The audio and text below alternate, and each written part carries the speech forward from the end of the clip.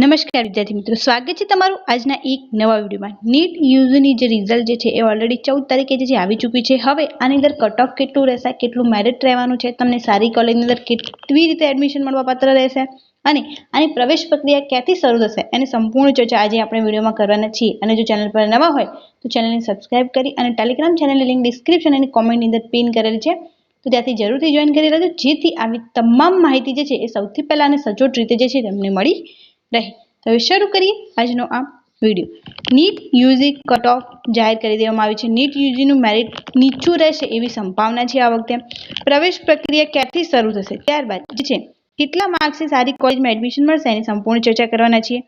ગત વર્ષની સરખામણીએ જે છે 7192 ઓછા વિદ્યાર્થીઓ પાસ થયા છે આ વખતે। નીટ યુજીમાં ઓછા વિદ્યાર્થીઓ પાસ થતા મેરિટમાં 50 માર્ક્સનો ઘટાડો થઈ શકે છે। મેરિટ જે છે 50 માર્ક્સ નીચું આવી શકે છે લાસ્ટ ટાઈમ કરતા।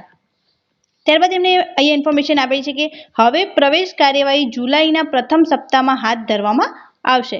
ગુજરાત મેડિકલ કોર્સિસમાં MBBSની અત્યારે કુલ 6985 બેઠક ઉપલબ્ધ છે અને વધુ 250 જેટલી બેઠક વધારવાની શક્યતાઓ છે।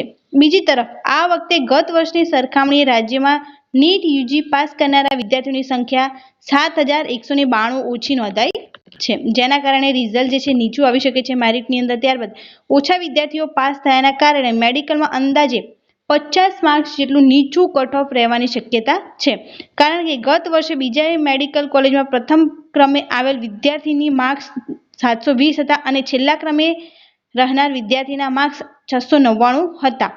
જો કે આ વખતે ઓલ ઇન્ડિયા પ્રથમ આવનાર વિદ્યાર્થીની પણ આટલા માર્ક્સ આવ્યા નથી। ઓલ ઇન્ડિયામાં આવનાર વિદ્યાર્થીને પણ 699 માર્ક્સ આવ્યા નથી। આ સ્થિતિમાં મેરિટમાં ભારે ઘટાડો જે છે થઈ શકે છે।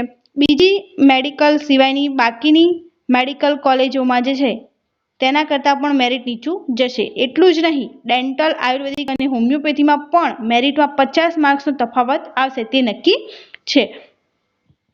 પ્રવેશ સમિતિ દ્વારા જે છે એ આગામી જુલાઈ મહિનામાં પહેલા સપ્તાહમાં પ્રવેશ કાર્યવાહી જે છે શરૂ કરી દેવામાં આવશે અને આ પ્રક્રિયા જે છે એ હાલમાં મેડિકલ સહિતની નીટ આધારિત કોર્સમાં 16246 જે બેઠકો જે છે ઉપલબ્ધ છે, જેની સામે પેરામેડિકલમાં જે છે 50,000થી વધારે બેઠકો ઉપલબ્ધ છે। આમ મેડિકલ અને પેરામેડિકલ બંને કોર્સિસ બેઠકો ગણવામાં આવે તો 70,000થી વધુ બેઠકો જે છે થાય છે।